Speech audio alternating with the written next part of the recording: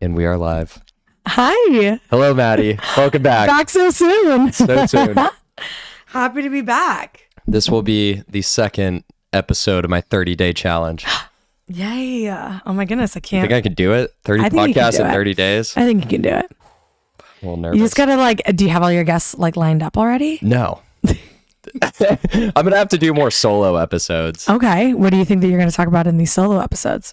Well, you know, I like a bunch of random stuff. James Bond is a topic. Yeah. Talk about my watches, Oh yeah. running.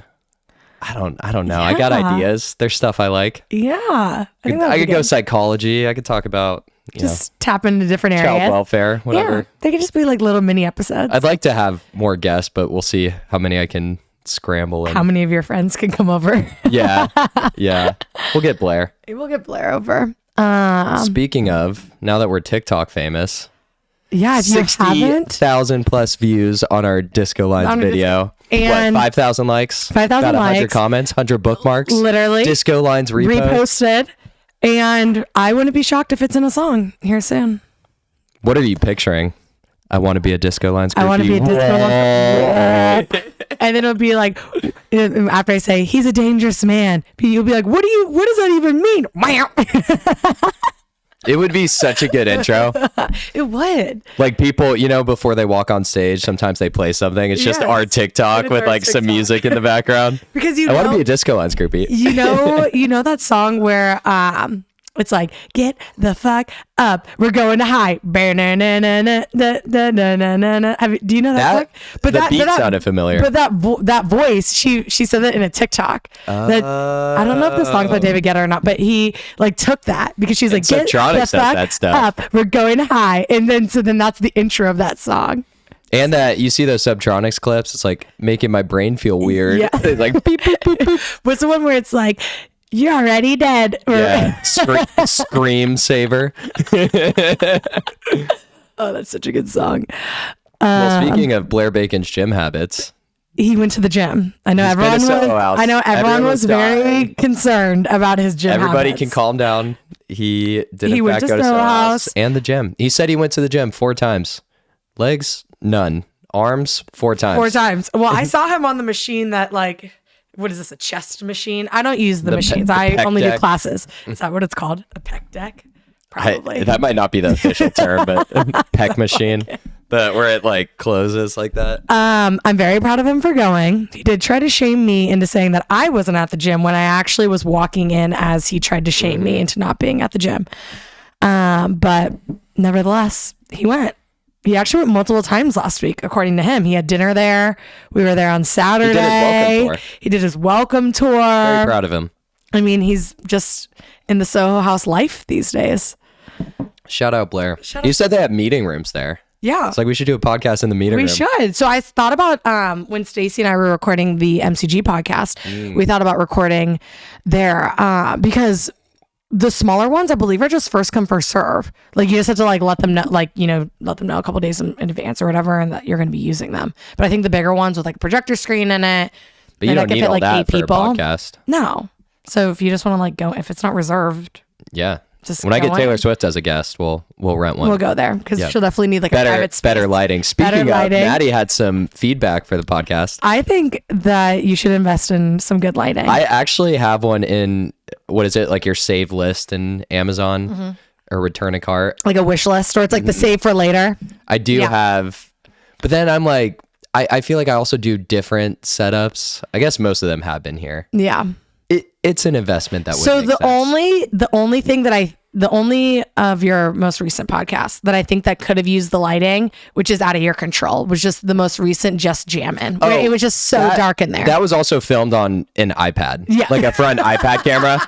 Because I just didn't want to bring my whole computer we're going to tape beat. And exactly that's what I was thinking. So if it was this camera, it would have looked way better. and that's exactly what I just thought. I knew that you just didn't bring all your But stuff. I mean, the lighting in here is okay. I don't even know how much additional lighting would do. I feel like this room just doesn't have a lot of It will, yeah, outdoor because the light. ceilings are low. It's just So when you like, But I don't disagree. when you're contracted by Dear Media and they have a studio space for you. Use Dear Media. That's like one of the largest like podcast production companies. I'm trying to think of a podcast that you might know that's on it, but they You have should start your own company. I mean, know. you've been running the MCG, the Forgotten Victims. Go check it out. What was the movie that we watched last night? That it's The directed by Directed by MCG.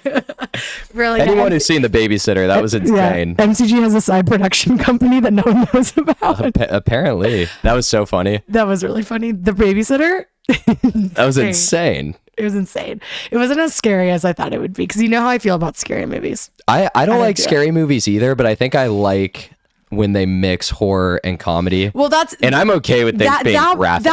That's where I'm fine with it because then it's more of like it's a so joke. Ridiculous. I hate when like scary movies are so serious. They feel real. And then it's like, okay, no, like that, like Orphan.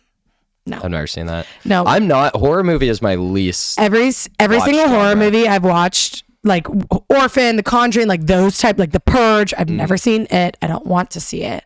It's been against my will. Like it's been my friends shaming me into watching it, and I've never. And this is the disclaimer that I always tell my friends when. Wait, don't pull. Is that good? Yeah. That's a disclaimer that I always tell my friends when they would. The 5 times that they've pressured me into watching horror movies is, well, whose bed am I sleeping in for the next week? Because Did you have any nightmares last night? I literally don't.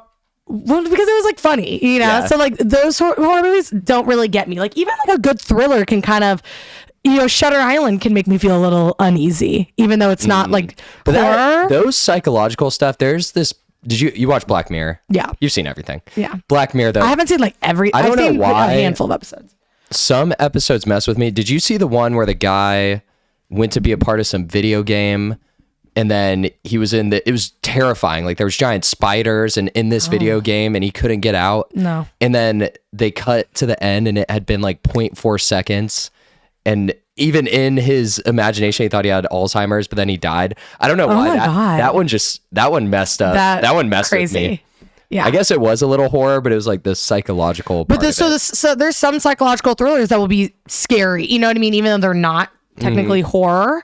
Like I was like Get Out was a little like Never saw that. It made me feel a little like like just uneasy. Like I'm not gonna sleep tonight. Like and like I love all true crime movies or documentaries, and sometimes watching those because they feel more real because they are real, but like, you know, like they feel more real. They are real, but like, you know, it's more of that will make, I'm like, okay, after I watch a true crime documentary, I'm like, okay, I gotta watch 5 episodes of The Office.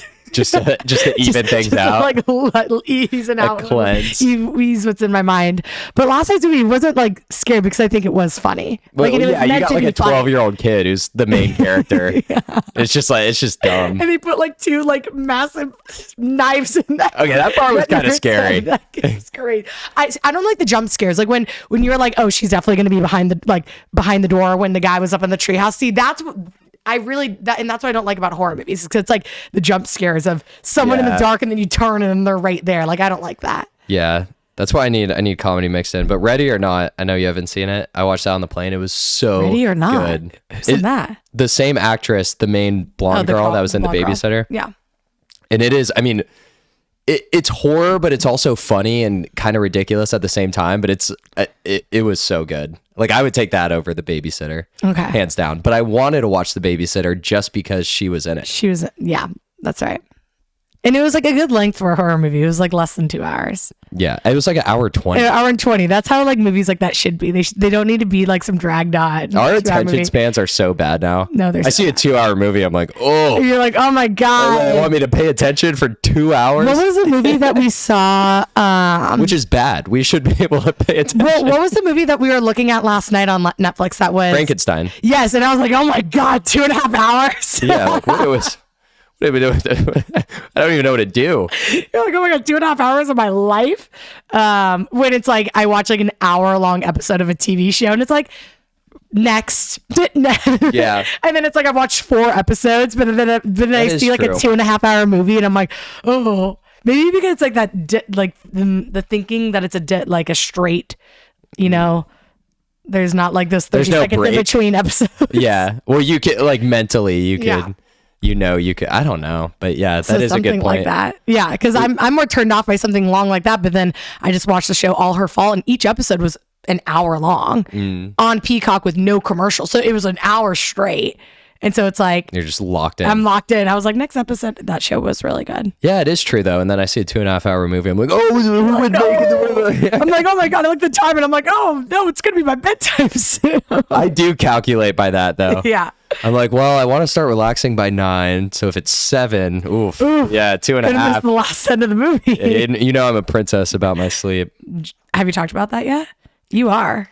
I don't know if I have. You are a princess about your sleep, but what was that one book that you read that one time that you... Why We Sleep?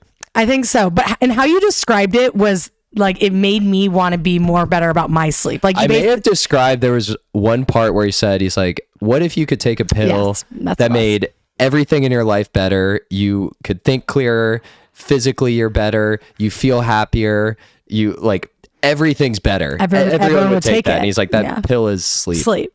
And it's true because I'm like, over the last year, I've been more rigorous about my sleep routine where it's like, I'm in bed by 9:30. What's your routine? So, my routine. So when I'm back at my apartment, I'll like work day will be done, cook dinner. And then after I'm done with dinner, I always like get in my pajamas, wash and Maddie can cook. Any super hot European single guys looking for a lady, specifically European. She made some steak last night. Wow, that was it. That was insane. And Brussels sprouts. The Brussels sprouts were very good. That was the first time I've ever made them too. But I'll take my magnesium early. So I'll take it around. What kind of magnesium? The glycinate. Okay, good. Like 250 milligrams? So there's different types of magnesium. Is it the calcinate is the other one? I think there's a bunch of different types, but biglycinate and threonate are the best for sleep. Yeah, so I take 250 milligrams of that, and I always take that like right after dinner. So it's just like so I can start winding down. Oh, wow. And you take it early. I take it early. I take it like 30 minutes before bed. I take it early, and then it's like wash face, and then I've been trying to be better about not watching TV as close to bed or like scrolling on my phone. It's a work in progress, but I'll usually watch, whatever sports game is on or, an episode of a show that I'm watching, rewatch reality television. And then around like 9, do the whole brush teeth, floss, all that. And then in bed by 9:30, and I read for like 30 minutes before I go to sleep because like I said, I'm trying to get off the phone because I even notice it, and I'm aware of this, that I'll scroll on my phone and I'll be like, I'll be in bed. It'll be 9:30 and I'll be like, oh, someone texted me. So then I'm like started to read, but then it's like I get distracted and I answer the text, and then I'm like, oh, let me go on TikTok real quick. And then I go and then I'm scrolling and it's 30 minutes later and it's 10 p.m. And then I'm like, oh my God, I was just exhausted 30 minutes ago and now I'm like awake again. Wired, yeah. No, it's crazy. I've had that same... Obviously, I'm not perfect, and I start with that too. So I'll text AK like an hour before. I'm like, I'm putting my phone away. Yeah, that's like my final. And for me, it's like I really enjoy waking up early. I've always been an early riser, even when I was younger. It's just you're just so much more productive. I'm so much more productive. I just have always been that way. My parents are early risers. Like everyone in my family is an early riser. Rylan is, and so it's kind of been ingrained since I've been younger, and I just enjoy it. Like I always on the mornings. So waking up early, like an hour before I have my workout class, is like something that's really important to me. And then like going to those workout classes. And so of course there's nights, where go to a late dinner or go out or, there's always these one-off times where you come home late, but then it's like, what's still important to me is still waking up early. Like before I had like a rigorous, like sleep schedule when I don't have any plans. And like, I was consistent before I was consistent about waking up early, like at 6:30 a.m. every single day. There'd be some days where I'd be like, oh, I'm not going to set my alarm. I'll just let my body naturally wake up. And I'd wake up at like 8, which isn't, late, but then I would already feel like my morning was already rushed. Like I would feel like, and I'd kind of wake up in a panic of, oh my goodness, it's 8. But then it's like, and then I'd start working immediately and everything. And then I would just feel like I felt like my morning was rushed. Sucks waking up. And I mean, I've done this and you literally roll out of bed. You're like, oh God, I got to check my work phone. I got to check my work phone. And exactly. It's so much better to give yourself time. I've been since I came back from Europe, I think because on Europe time, I've been waking up earlier. I think 2 hours before my work starts is like the best for me. Exactly. Like my work starts at 8. If I wake up at 6, 2 hours is plenty of time. Exactly. Work out, figure out my life, shower, get ready. Totally. Whatever I got to do. And like, I completely agree because that's the same thing for me. Like I work out every single morning at 7:30 a.m. Today was different because I'm watching your sister, but 7:30 a.m. There's only one day that I work out at 8:30, but so I wake up at 6:30, gives me plenty of time to like do my morning routine, get ready, drive there, all that. But then it's great because by the time the workout's done, especially on the 7:30 a.m. days, the workout's done at 8:15. So then I get home by 8:30. Then I'm like, okay, great. Now I feel like I've already done like everything that I've really wanted to accomplish before work without feeling that I'm like checking my phone and like, oh my God, my phone's blowing up with emails. Like even this morning when I worked out at 9:30, I was like every single water break, I was constantly checking my phone because I would get like an app, like a watch alert that like an email came through. And then so I wasn't able to like fully focus on the workout as much because I was so focused on, oh my God, work emails come through. And there's been times where, a coworker has called me mid class and I'm like working out, but then I'm like, is it urgent? And then I'm like stressed about that because then it's like, it's so much better working out outside of work hours. Totally. Like, and I hate working out in the afternoon. So that leaves the morning. And that's it. And what's been so great about we talked about this at Soho House in general is that it's given me that routine of like, no, my workouts in the morning are so important to me. So it starts with the night before of going to bed at a decent time, getting that full like 8 hours of sleep and then waking up early because I realized, that I was lagging in my workouts when I would leisurely wake up, work all day. And then it'd be like, even if work was slow and I'd work out at 2:33, by the time that rolled around and I knew I'd had to work out that day, I'd be like, oh, I don't want to work out anymore. And I'm very vain with myself in those moments. So I'm like, go downstairs and go work out. But now it's like something I look forward to every single morning. And now it's not like I'm hitting that afternoon crash of,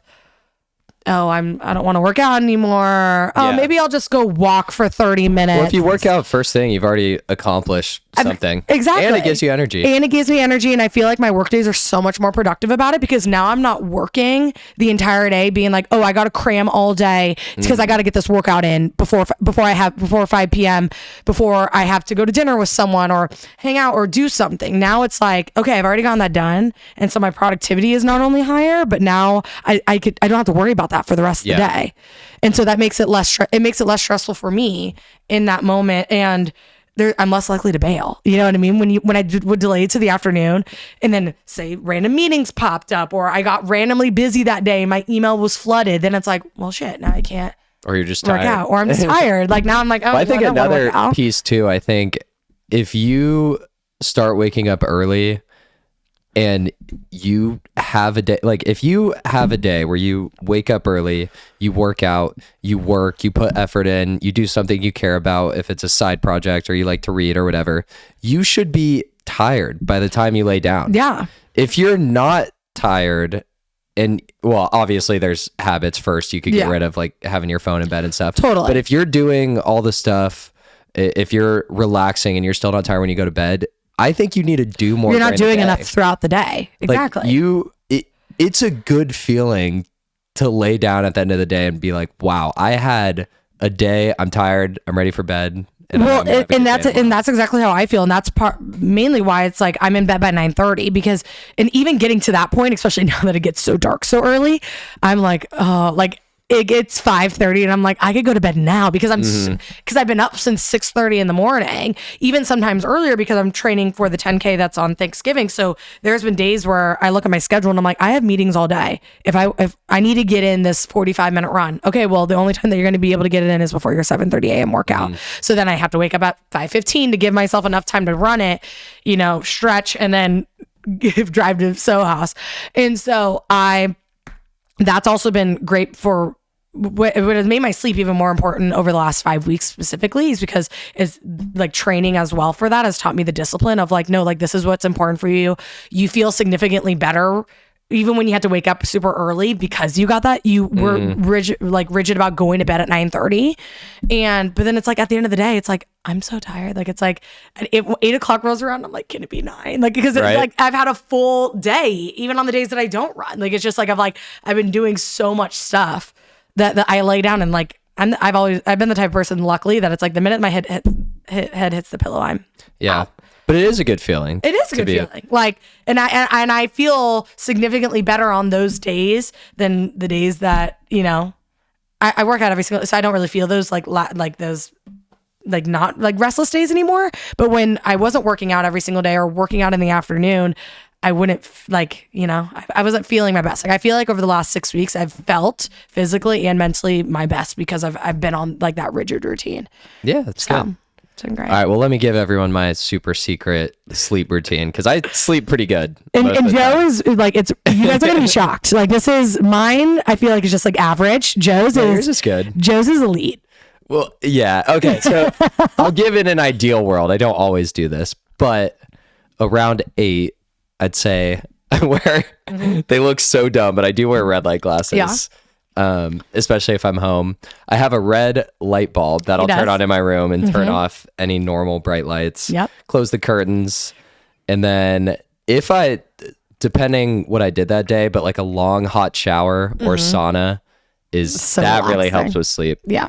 But then by 8, I'm trying 8 to 9, I'll still look at screens, but by 9 in my ideal world, I'm putting my phone away. I'm putting everything away except my Kindle. Yeah, exactly. So at 9, maybe I'm showered. I'll usually take my magnesium biglycinate. I honestly don't even know the milligrams, but it's like 2 pills. I think that's just like the normal serving size. Right? I'll either read or journal, and then I'll try to just relax. And then I love that you journal.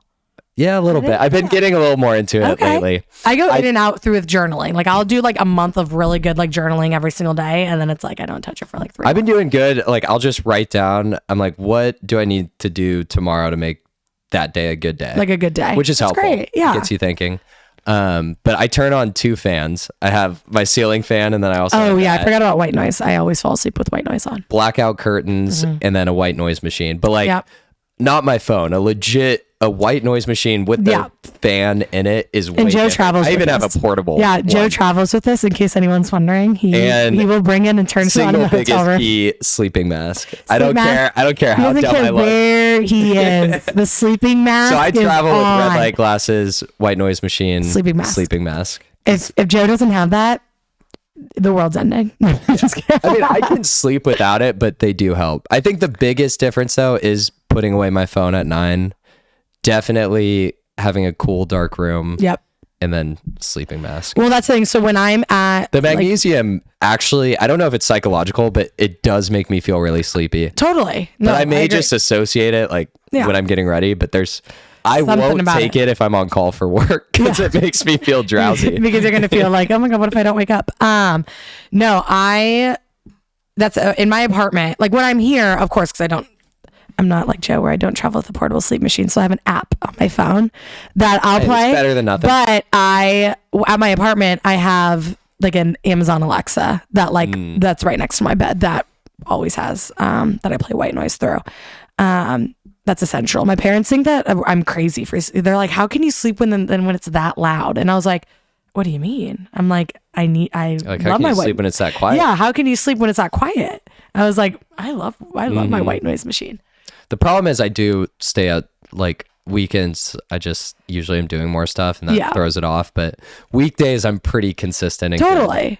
But I mean, if you're 5 days on and 2 days off, I mean, that's pretty good. Yeah, it is. But it sucks sometimes. I feel like I'll stay up late on a Friday or Saturday, but then I'm used to waking up early. It doesn't matter. I will. That's probably the best. If I went to bed at 2 a.m, I'm still waking up at 6:30 a.m.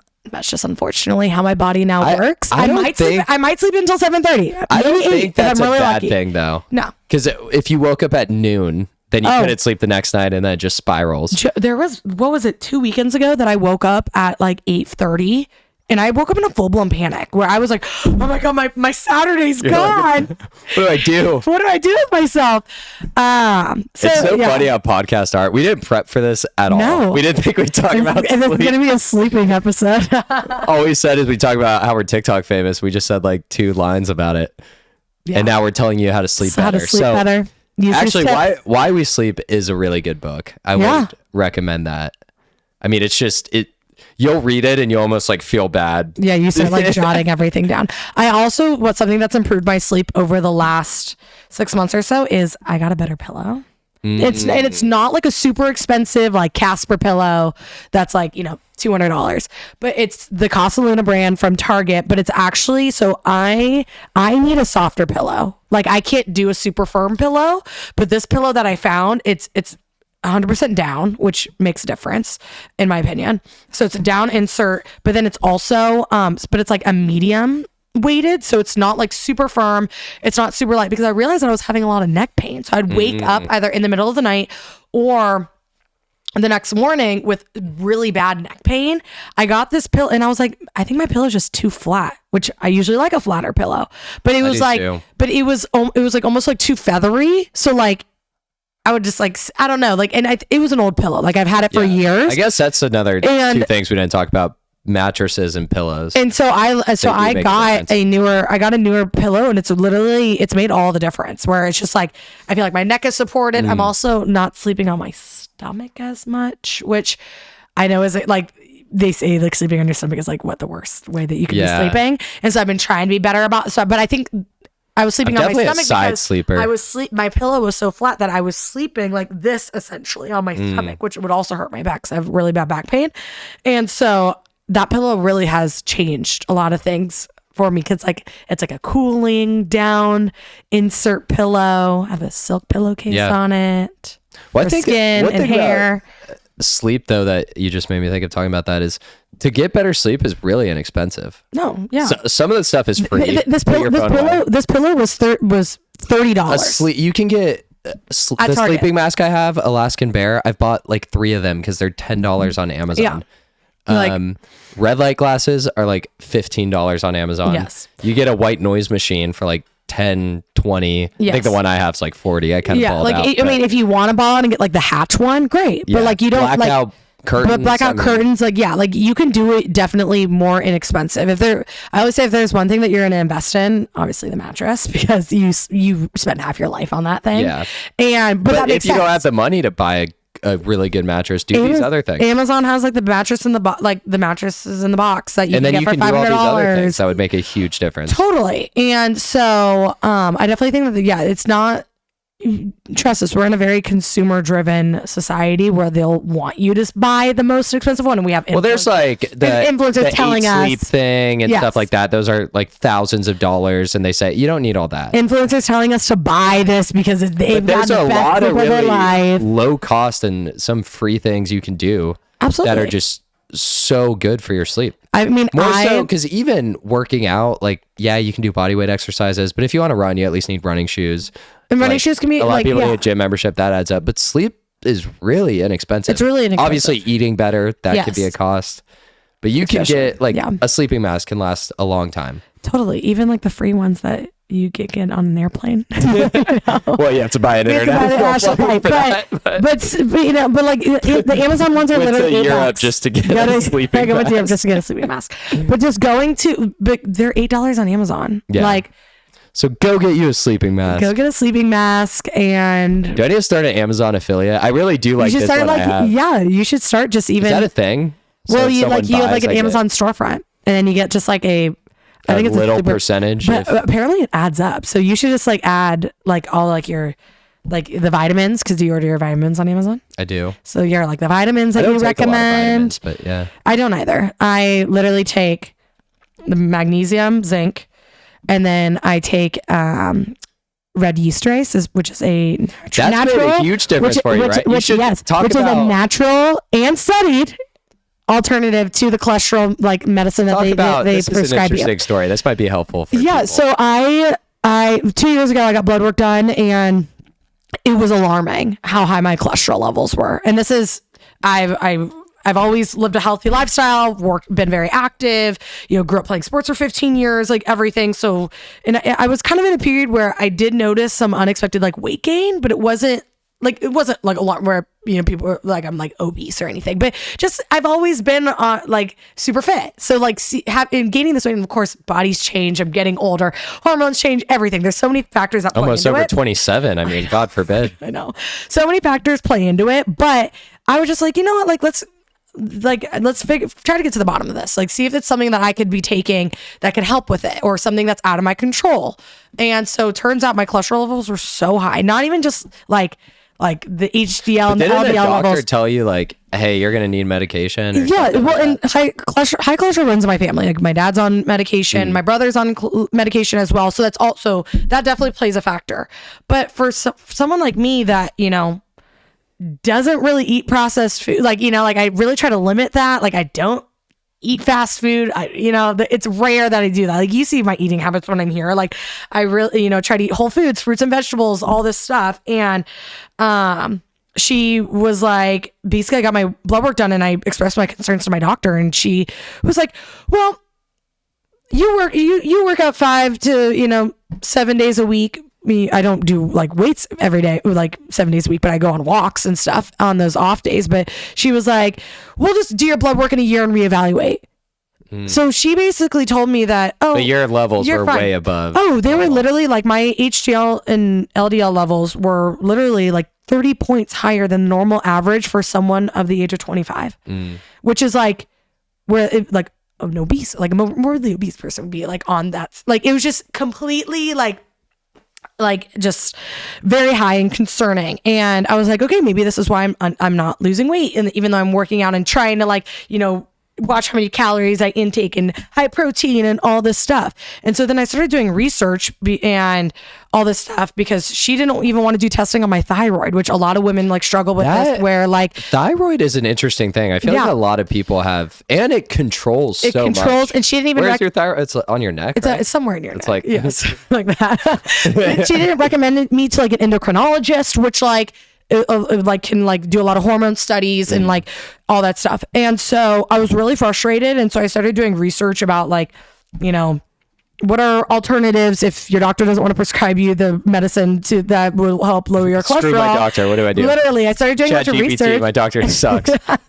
And a lot of stuff started coming up about this thing called red yeast rice, which was such an interesting thing. It was like first researched in China and found in China, but it's been researched a bunch about how it has naturally lowered a lot of people's cholesterol levels. And so then I did further research on it, and I found the brand Thorne, which is great. I love the Thorne brand. I take their creatine, and they have a red yeast rice supplement, and it's 900 milligrams, and I take it once a day. You could take up to 2, but I found that taking 1 is totally fine for me. And I noticed I got my blood work done a year later, and all my cholesterol levels went back down to normal range. Completely normal range. Like, and that's the only significant. Not even like. It was like, if it's on a scale of like 18 to 25, it was at 24. It was like at 20. Like it was right in the middle of the range. And that supplement, is it red yeast rice? Yeah. Is the only significant variable you changed in that year. Totally. And everything else was normal, because that's the thing. Like they checked like every other level of like, your iron levels, like sodium, like my sodium levels were actually low. And she was like, just drink more electrolytes. Cause I told her that like I sweat a lot, and she was like, I guess I would be, I like that my sodium levels are lower. I feel like if they're higher, that'd be more of a concern. But she was like, yeah, just drink more electrolytes. You're basically not supplementing the salt. Well, salt is really good for us. I know. So she was like, you're just not supplementing all the sweat. Bad rap. It does. And so, so she was like, just drink more electrolytes. But yeah, that was that's the only thing in my diet that I've changed, and my cholesterol levels went completely back down to normal levels. Pretty crazy. And, so go down. This is also just a testament that sometimes just with doctors, and because they see so many patients, and it is hard to get appointments, and that's one thing that struggles with our healthcare system now.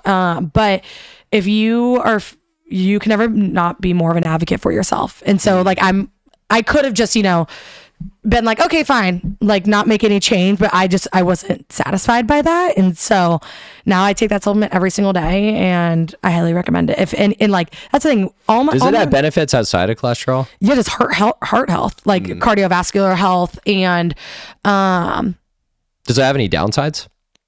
Not that I'm aware of, but yeah. So, I think part of the problem though is even if you do want to be your own advocate, there's just too much information. There is, and a lot of it's conflicting.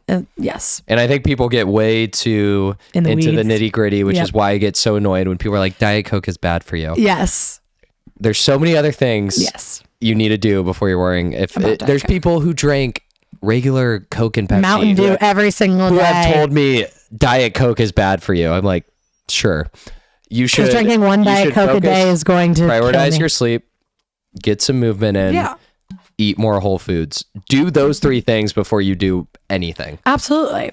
And obviously like alcohol plays a big part in that, but I really, like, I'm not drinking alcohol every single day where that would be like, an issue. Like I like to think I drink the normal amount for someone that's in her mid-20s and has a social life and everything. And it is really cool and awesome. Yeah. But it's, I'm not drinking every single day. I'm not, indulging every single day. And so that, when it gets to that point and you start evaluating those factors, I think, that's when you could be, if you want to change your life. And I'm really glad that supplement, that's a really cool example though, because that's something so personal to you. This is your problem. You want to do so. And it worked. And it worked. And you tried it and it worked. Like, it was very specific for what you needed. Totally. I think that makes sense. But I don't think people should just start taking magnesium just because we said and there's so many supplements out there where people will be like, oh my god, you need to be taking a multivitamin, omega-3s are great too, zinc is great also, but like we have so much, like we're in consumer driven like time where so many people are throwing out that they take literally 25 supplements, and this is, have you heard of Brian Johnson, that guy who wants to live to my god, that he eats 1 meal a day. No, he eats his last meal at like 3 p.m. Yeah. And he's like pale white. He almost looks dead. Well, he doesn't get any sun. He doesn't get any sun. He like literally his bedroom is literally only for sleeping. Yeah. His biomarkers are pretty insane, but he's insane. Just, I mean, that's as extreme as you get. But he takes like 60 or I think at one point it was like 100 supplements, and he narrowed it down because there were some side effects with some of them, or some weren't making a difference. But what I've been reading is that like if there's supplements that you should take, like, it should be like zinc, omega-3s, a multivitamin, and like magnesium. Like if those are like the ones that you are like, and if you have an iron deficiency, of course, take an iron supplement. But like, but those are like the main ones that you should be focused on taking. But you should not focus on any supplement if you're not prioritizing your sleep, moving, and eating. Supplements aren't going to do shit for you. Those supplements are like the least of like, you got to do those 3 things before you do anything. Absolutely. But even just us saying we like magnesium, you should try it for yourself and just try it.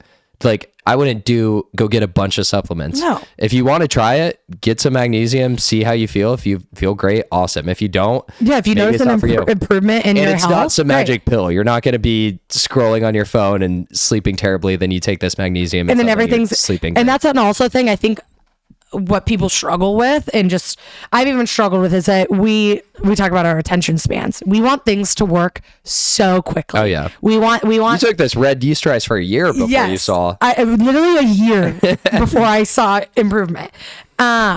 But we want things to work so quickly. Like we want, you want to work out fantastic for 2 weeks and be like, oh my God, I lost 5 pounds. But like you want to take a vitamin and you're like, I want to see instant improvement. You want to start using a different face wash for your skin and feel instant improvement. Like I even noticed that even with having to, be patient when I was struggling with, hormonal acne around my mouth 4 years ago, my dermatologist prescribed me spironolactone.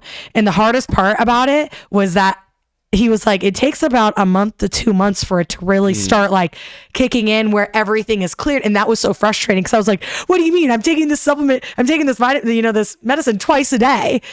Why isn't my skin clearing yet? So I'm victim to that. But you have to be patient, and you have to notice that if you're consistent with your habits every single day, even just, if you set a marker for yourself every single day to accomplish whatever those 3 things might be, whether it be, if you're just starting out, it's like, okay, I'm going on a 30-minute walk every single day. And then I'm eating these 3, I'm getting this amount of protein every single day. And I'm doing this. Like if you set like attainable goals for yourself and you do those things and then do that consistently, that's when you're going to see the change. I mean, I think it's obvious, but it is worth being restated is the consistency is what matters. Yes, consistency. It doesn't matter if you go to the gym for 8 hours one day. No. Like, and then you eat like shit for the next 5 days. 20 minutes a day. Yeah. For every day. But you also need to balance that with, you can't change your whole fitness routine and your diet and your sleep, or you're just going to get overwhelmed to go back to it. So you yes. have to pick something that makes sense for you, but I completely agree. Like you have to be consistent with and that's also an issue is that, and I've done this before too, where you don't set attainable goals because you think your brain, you're like, what do you mean? I could go run 3 miles easily. A year ago before I ran my first 10K ever, I go and I try to run 3. I'm like dead. Like on the first day of running, like in like 6 months where, and then I was like upset at myself because then it's like, what am I like out of shape? Like, I can't run this much, but it's like, no, I set an unattainable goal for myself because my mind thinks that I'm still 16 years old where I was just always in good shape and can do whatever. And it's like, no, it's like, I did that to myself. Like, that is why I hate New Year's resolutions. Yeah. Because you stick to them for a month and then they go out the door. I think if you want to change something, you should do it. It doesn't matter if it's a Tuesday, if it's what month it is, if it's February, if it's September, if it's whenever. You shouldn't have to wait until January 1st to start doing whatever you want to do. Absolutely. I completely agree. Like I'm sure there's exceptions, people who are like, I stuck to my New Year's resolution. I'm so amazing and I still do it. But at least for me, I'm like, if I'm going to do something, I need to do it now. If I'm going to do 30 podcasts in 30 days, I need to do it now. Well, and it's also one of that thing where it's like the more that and I know this personally for me, the more I procrastinate, like even just with this 6-week training program that I'm doing for the 10K now, I've gotten to that point where it's like, Maddie, okay, well, if you don't do your run first thing in the morning before you go work out, well, you got to do it today. So do you want to get it done? And I'm very much like the sooner I do it, the sooner I'll get it over with, because I just don't genuinely enjoy running as much as I want to, but I love the challenge that it brings me and the feeling that I get and the discipline that it's been giving me of like, no, you have to run 5 miles today. Get your ass up and go run it. Because if you keep telling yourself throughout the day, oh, I'll do it at 1 o'clock. Oh, I'll do it at 2 o'clock. 2 o'clock rolls around and I'm like, I don't want to do it. And it's like, no. So it's like for me, the more that you procrastinate it, you're like, oh, I'm going to start my New Year's resolution on February 1st. I'm going to do it this day. Then it's like, then that day rolls around and are you going to do it? Probably not. Yeah. Or it's going to be harder to do it. You're not going to be as motivated to do it. And so like, that's the thing. Like it's all about it comes down to consistency. Yeah. Like, and not to be like, wow, I'm so amazing. Yeah, and we're not, trust me. But this comes with trade-offs, but I get so fixated on things. Like when I was training for my marathon, I was like, I don't care if I'm sick. Yes. I don't care if I'm tired. I don't care what I'm doing. I'm running. Hungover, feeling like shit. I got 5 hours of sleep. But then it comes with trade-offs because I also probably get fixated on stuff to the detriment of other areas of my life, like maybe even this podcast. I mean, you saw me when I wanted to watch every James Bond movie. I watched what, in like a month? Way too soon, maybe 2 months. Which is, there's 26 movies. That's insane. Yeah. But I don't know why I get these ideas in my head. I'm like, I have That's great. to do them, which is really helpful when I'm using it in a good direction. But I feel like sometimes I get sidetracked and fixated on stuff that probably isn't like that helpful. Yeah.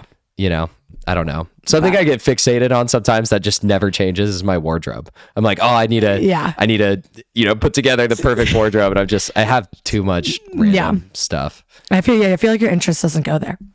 Like, you don't get fixated on like you wanting to like curate the perfect wardrobe. Yeah.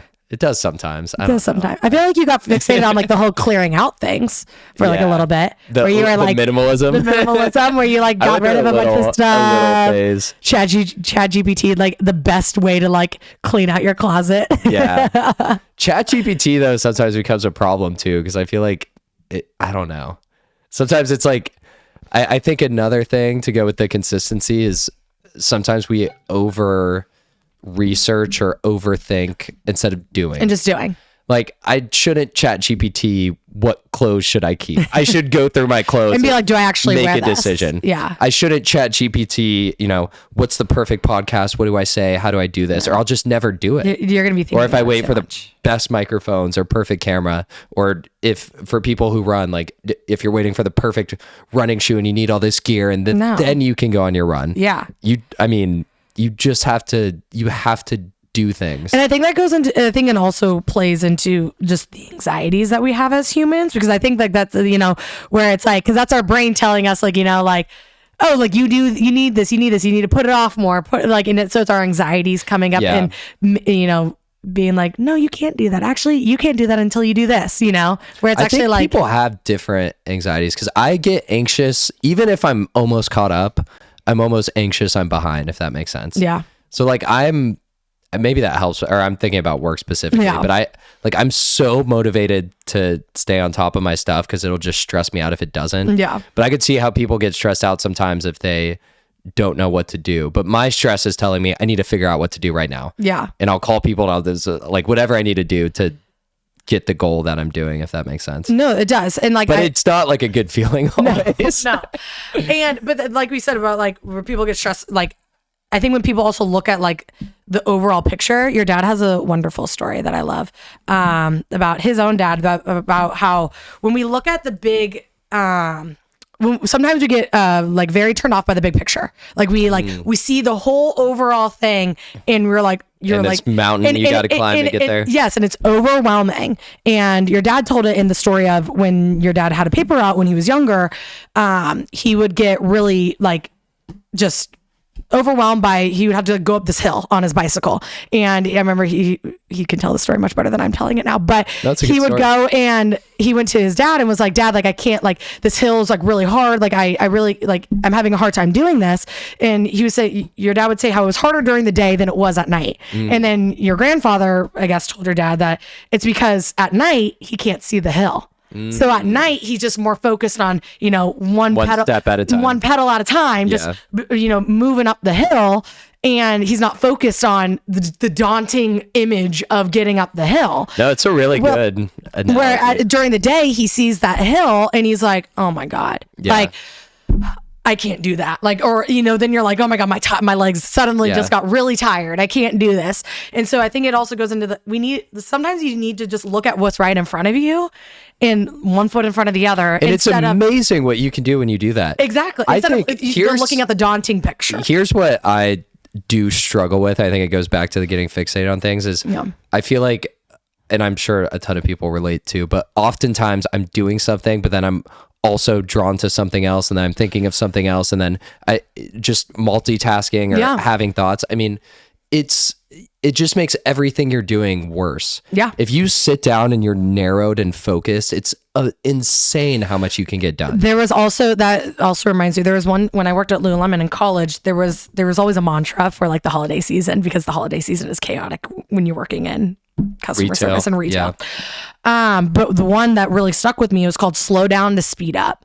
About how like in the holiday season, it's so chaotic, everyone's moving so fast and things can get missed and everything. But actually when you slow down and focus on one thing at a time, instead of trying to multitask and try to do multiple things at once and everything, you're actually so much more productive. Yeah. And so, and I love that because it's true. Like when I was working at Lululemon and, it's like, okay, I need to refold all the pant wall, but then a guest would pull me and would want to focus on this and then I get sidetracked doing something else. And then I'm like, oh, the pant wall, when it's like, no, like I need to focus on the pant wall for 30 minutes. Boom, pant wall's done. Yep. Like it's because I wasn't, my attention was on the pant wall and refolding the leggings than it was on multiple other things getting distracted. And I see that in my everyday work too. It takes so much cognitive energy to get drawn to something else than back to something, I feel like. But it's so, because then you're like, where did I leave off? It's so hard because I have to leave my phone on for work most of the time. And it's just, I don't know, but it is nice. Like there are moments where I'm like, oh wow, I was so focused. Yeah. But it's a big, like, when I'm doing this podcast, just being focused on that. Yeah. And then if I'm doing school, just being focused on that. Or if I'm doing work, just being focused on that. But it's so much easier said than done, even though I know it makes such a difference. So that's something I can work on, is getting better at trying to be really focused on singular task when I'm doing them. How I try to, this may or may not be helpful to you, but when I need to focus on like a bunch of my tasks, I always go through, like I will have them all, because in meetings I'm just like jotting down notes. So I'll have them all in my notes app of like, okay, these are the things that I need to get done. If not today, tomorrow, these are my tasks for this week. And then I go and I organize it by, okay, what can I get done the quickest? Like what can I get done the most efficiently? So like usually for me, it's like setting up meetings. If I have to set up like 20 meetings for me, but then like there's complexities of setting up meetings. Sometimes it's like I have to email a client to see, sometimes I have to email a client. Sometimes it's like an internal meeting. So then I'll like separate it by, do I need to email a client, or is it just an internal with our team? So I have everyone's calendars, so then I could just schedule that. So then what I'll do is then I'll email the client. So I'm like, okay, all these meetings that have to email a client, I'll go and do that, cross-reference with your dad or someone else's calendar, and then send that email. Then I'm like, okay, those are done. And then I'll schedule all the other meetings that are internal, because it's like, okay, I have everyone's calendars. And then I go through the tasks of, okay, these are what's going to be more time consuming. If it's, doing the social media for next week, which usually takes around, 30 minutes, depending on if I have to go find an article and do some research and stuff like that. It takes but so then I kind of do it based off time, because then it's like, if I won't be able. So you start with shorter time. Because for me, I've noticed if I start with the larger task, I'll start getting stressed about seeing all my other tasks that I have to be done and how much time I've already spent on that larger task. So it's like, if I start doing the larger task, I'm like, oh my God, an hour, my time has already happened. And I see like that I have like 20 other things to do. Yeah. That for me slows down my productivity, because then I'm getting internally stressed of like, oh my God, I need to like set up these meetings and everything. Like I feel like I'm behind. So for me, it's like doing the shorter ones, the quicker ones. And then I can have my sole attention on the larger task and truly feel like I can like not only take my time, but I don't feel rushed to like be getting other stuff done, if that makes sense. No, it makes a lot of sense. I just think it doesn't quite apply to my CPS job. Yeah, that's for someone that's like an operations manager that does a lot of admin work. What I have to do when I'm really busy is I have to prioritize how urgent are these tasks. Yeah. And our biggest thing is always, in general, is seeing kids. Yeah. So if I'm really busy, like I'm like, if nothing else, I'm seeing these kids. I can push back documentation. I can push back other stuff, or then if things come up. So it's but that makes a lot of sense for people. For someone that does like a lot of admin work, I highly recommend doing it that way. I almost have to schedule things by how urgent they are. Absolutely.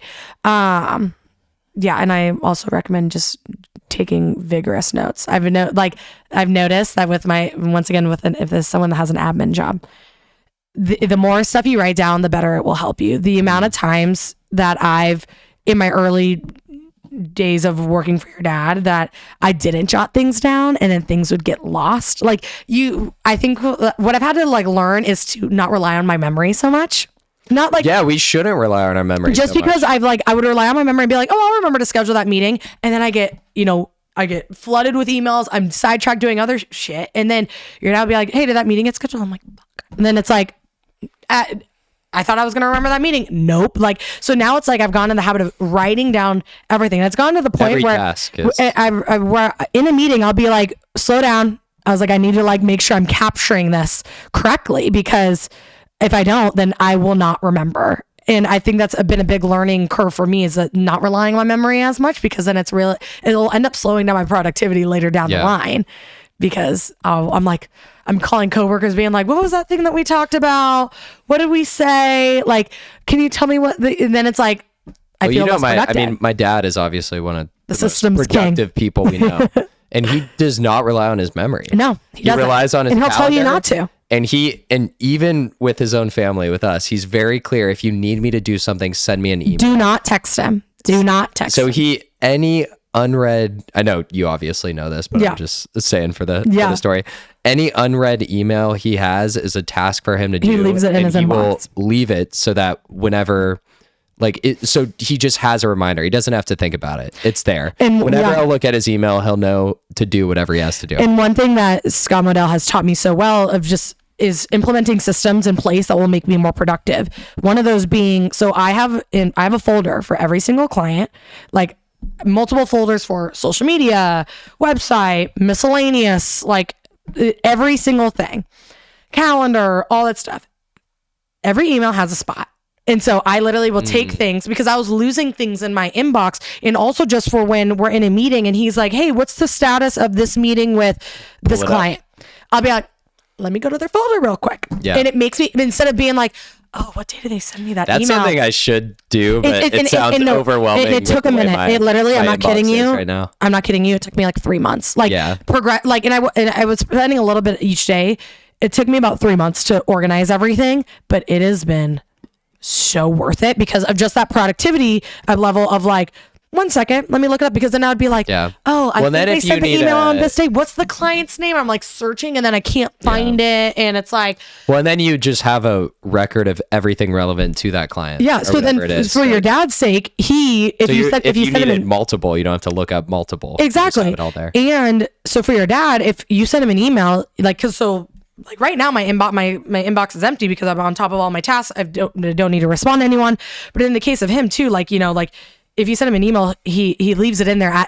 He always says that like an email in his inbox is like a task for him. Yeah. Because there's been times like he'll literally tell us, it's like, if you text me like asking me to do something, not like, hey, what time do the New York Giants play tonight? It's like hey, when did this person email you about this? Like, he will lose it. Like, you can't, like, even like if it's like there's times like that I've called him and I've been like, and he'll be like, oh, I'll have to call you back, and I'll literally email him. I'll be like, hey, when you get a chance, call me back about this. Like, I literally did that today. Like, I literally was like, it's not an emergency, but call me back when you get a chance. I emailed it to him. It's a super simple system. Yeah, and it works really well for him. And it does. Yeah, because he's very clear about it. Yeah, like, I know as his son, if I need a task from my dad, whether that's like, you'll come to me if you need a calendar invite. Yeah. That's another thing though that I've done because of my dad is the Apple Notes calendar. Yeah. When I started my job and a while ago, I used to keep a paper calendar, but it's just it's everything's so on much my phone. Digital is so much better. No, everything's you can change it. You can put addresses. I mean, the amount of visits I do, like being able to keep track of everywhere I go and everything I do. Absolutely. And I get reimbursed for mileage, so I need a record of that. Noting it all. No, and not having to be like, oh, where's a pen? Where's my planner? But just the Apple Notes is so good. It's so simple. You can see exactly what you have for the month, on your phone every single day. It's like you have access to it for anything. Oh, I live and die by it. Some people don't have a calendar. No, I live and die by it. I put it's gone to the point where I put personal things in my calendar. Oh no, I put personal on Saturday night. We went to Soho House. I literally put Soho House on Saturday night. Is in my calendar. Like, I'm doing schoolwork later. It's in my calendar. Because if it's not in there, then I'm gonna be like, I'm forgetting something. Like, I've gone to the point now where I rely on it so much where it's like, I'm forgetting something in my calendar. Like, if like dinner tonight with Erica, like, I'm like, it's in my calendar, because or else I'd forget, because there has been times where I think that like someone will ask me to babysit, and I'm like, off the top of my head, I'm like, I think that'll work. And then I'll check my calendar and I'm like, nope. I was like, actually, I have this.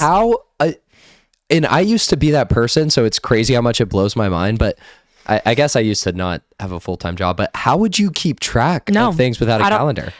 Because I get this, like, people will be like, oh, what are you doing this weekend? And if I just had to rely on my memory. I'm like, I think of nothing. And then it's like, oh shit, I'm watching Ken on the weekend. And so this job actually has helped me be really organized in that sense. No, I rely on it so much, where it's almost like I expect my friends to be better, where it's like I get frustrated with people where I'm like, what do you mean? Like, what do you mean you forgot? Like, that we didn't have this planned? And like, I don't actually like say, like, do you think I get that? But it's like, what? Like, I kept track, like, I'm so organized. Like, even if things are TBD, but if someone needs to babysit, like, they'll be like, hey, just like jot me down your calendar. I'm like, I blocked you the whole day and said, watch TBD. This family TBD, because then I won't commit to anything else. Like, or if you want to let the person know, hey, like a week in advance, I'll be like, hey, do you still need me on this Saturday? If not, this other person, or I'm gonna make plans, or I'm gonna do this. Like, it's just, I mean, I guess I don't know. But I just don't see a single place that's not useful. I mean, to have a calendar. Like I'm thinking, I guess there's some jobs probably where you just show up 9 to 5 and like you don't have that much stuff you got to keep track of in that sense. But I don't know. I even like, it's so funny, even with my friend Cassidy, her whole family has like a family, like they do it through some app, but where they all put in like when they're all traveling. So like they'll be like Cassidy showed me when she visited me back in February where she put like in the calendar Cassidy in Nashville, and they do it because their mom, like she now has a baby, but before she had a baby, she has her nieces and nephews, and it's a way for her mom to know, because her mom helps out with the kids, of knowing that like, okay, Cassidy's out of town, so I'm not like, she's not she's useless, but she's useless this weekend. Okay, like, and Jessica will put like, need mom to like watch the kids this day. Jordan will put like, so everyone puts their things in there, so like the family will know where everyone is at some point. But it's also this for them to stay organized, where it's like you don't call them and they're like, why aren't they answering? Then it's like, oh shit, they're on vacation, or like they're doing this is on the calendar, they're doing this right now, like, you know. Well, so that's another, I guess that's why my dad does have such good systems, is because he's had to because he travels, he manages so much stuff. Yeah, he has 3 businesses and then he travels like 200 plus, maybe more days a year. And he will say flights, like you couldn't possibly just remember. He will say that it's impossible to manage all of that, like with just without having systems, like, yeah. And that's, I mean, it's hard enough to remember, you know, your flight times and where you're staying if you go to a trip for like a weekend. No, he sometimes goes to 4 different cities in a week with like 6 different flights. Yeah, like, so that's crazy. It's all crazy. But I definitely think at the root of that, consistency is key. Consistency is key. And yeah, I guess it makes it like you do just got to work on getting better systems, and they have to make sense to you. But I do think Apple Calendar, and then something like my dad does with the emails, those are really simple. Even things. Just jotting things down, and like you're using your notes app. Like I use my notes app for everything. I will, even if I have an idea. I got a good system in my notes app. Same. If I have an idea, I'm like, boom. Have you heard of notes app? Para, P-A-R-A? Mm-mm. So it's a way to organize your notes. So you have 4 main folders. You have projects, which are things you're actively working on. Areas, which is like consistent areas of your life. Resources, which would be just kind of random stuff, ideas. And then archives, which is anything that's not being used anymore. And you could research more if you want to learn more about it, but it's actually been super helpful for me. The way I set it up. So it's like 4 main folders, but you can have obviously folders under it. But it's really helpful. At least for me, it's a good way to keep track of everything. Okay. I don't know if you just have like a bunch of notes or what yours looks like. Mine always look like I have, and sometimes I could be more organized with it because like my personal notes are also there. But it's like, so I should probably like start doing folders, but I have like a big like work task list like thing. Mm-hmm. And then I have another tab that's like people I needed, like I've checked, I've emailed with. So it's like, I jot down whenever we have a client, like people don't respond. So I have to jot down the date. So then I keep track that I emailed them. So you know when to read. So I know when to re-email them. So I have a task of that. Like I have a whole social media one. I have like just like a new project ideas folder. So I do have different tabs for different things. But it works right now. And I would die without it. I would die. I would literally, if all that got deleted, I would be. You'd have no idea what to do. So I probably need to keep it in a different place, like in Dropbox, like, you know, like copy paste stuff. Wasn't like, it in it's in the cloud, I guess. It's in the cloud. It's in the cloud. Everything in the cloud. But I'm like, what if the cloud just like disappeared one day? Well, then we're all screwed. That's like people are like, what if, you know, stocks went to 0? Then we're all screwed. Well, we're fucked. How's investing going, Maddie? Wasn't that a big thing for you in 2025? It hasn't happened yet. That was your New Year's resolution. It was to see New Year's resolutions. See, guys, I'm not like I'm gonna be it. See, guys, I've been preaching about consistency. What was yours specifically? Your New Year's resolution about finances? Just saving money better. Oh. Yeah. That's kind of vague. That's hard. No, but it was like, so, well, number one was paying off my student loans, which I'm so close to paying off. And then, that's a big, we should celebrate when you do. I know, we should. It should happen in like the next, hopefully 2 months. We'll see. Yeah. But, paying off student loans, and then it was investing my money better and saving just and better in general, which I have done, but. Then you got Soho House membership. Then I go to Soho House, friends get engaged. all this stuff. Twist my arm. Someone's getting married in Italy. I don't know. But so all those things start to happen. But been the best that it has in my adult life, though. So I guess that could be a win. But look at me. I've been preaching. You gave a New Year's resolution that's so vague. You kind of could. Yeah. You kind of did. See, guys, I've been preaching about like consistency and doing all these things. And see, I'm not perfect. We are so far from perfect. We're all far from perfect. I do think we have learning and improving. Yes. I do think we do have good systems. Yeah. I think we're both good at being consistent. Yeah. But I certainly do not feel perfect. No, I think the multitasking thing, I had like a light bulb moment when I was talking about it. I think that I really do need to get better at. Yeah.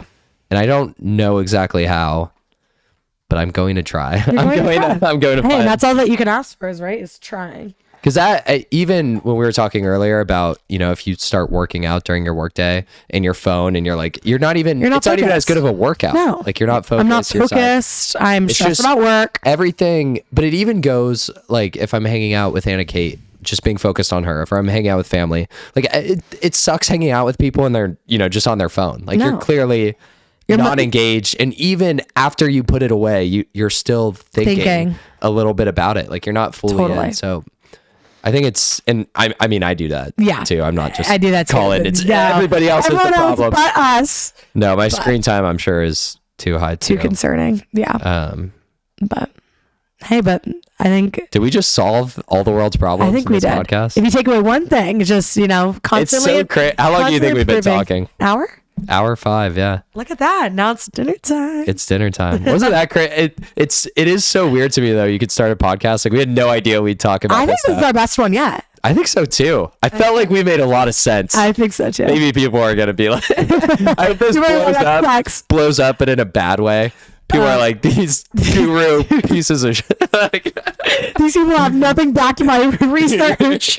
Yeah, they're like, they think they're all this and that. No, yeah. I think this was our best. This was a good one. Yeah, it was great. This was our most serious one. It was, but I think what's different about it was all topics that we're both passionate about. Yeah, true. Like, I've been engaged. We haven't been multitasking. Literally. Look at this guy. Amazing. I know. It's Maddie, amazing. Thank you. Third time. Woohoo. I can't wait. You're for chasing Jack for most recurring guest episodes. I think he's at 4. Well, okay, let's record another one after this. I'm just kidding. We could. I'll go change. I got to get 30. So, yeah. Follow along. Yes. This is only journey of 30 podcasts in 30 days. Woohoo. Let's go. He's going to do it. Consistency. Yes. Alrighty. All right. Bye, Maddie.